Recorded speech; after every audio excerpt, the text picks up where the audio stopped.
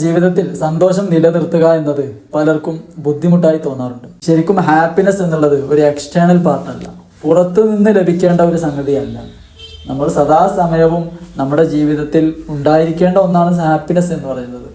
ചില ആളുകൾ സന്തോഷം കണ്ടെത്താൻ വേണ്ടി ഒരു മൂഡില്ലാത്തതിൻ്റെ പേരിൽ മൂന്നാർ, കാശ്മീർ, കൊടൈക്കനാൽ, ഊട്ടി ഇങ്ങനെയൊക്കെ തുടങ്ങിയ സ്ഥലങ്ങളിലേക്ക് ടൂർ പോകുന്നത് കാണാം. ടൂർ പോകുന്നത് മോശം സംഗതിയൊന്നുമല്ല, പക്ഷേ ഹാപ്പിനെസ് കണ്ടെത്താൻ വേണ്ടിയിട്ട് ടൂർ പോവേണ്ട ഒരു ആവശ്യം വരരുത്.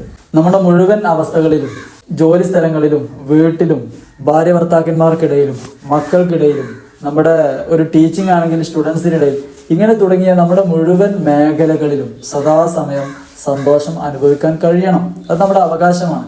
നമ്മുടെ ജീവിതത്തിൽ ശരിക്കും സങ്കടപ്പെടാനുള്ള അവസരങ്ങൾ വരുന്നേയില്ല.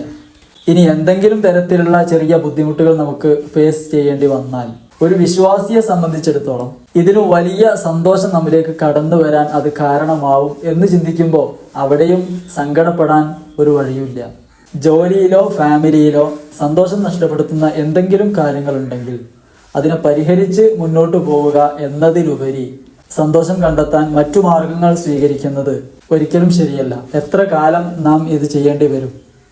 സന്തോഷത്തിലും സങ്കടത്തിലും വികാരത്തിൻ്റെ പുറകെ പോവാതെ വിവേകപൂർവ്വം കൈകാര്യം ചെയ്യുക.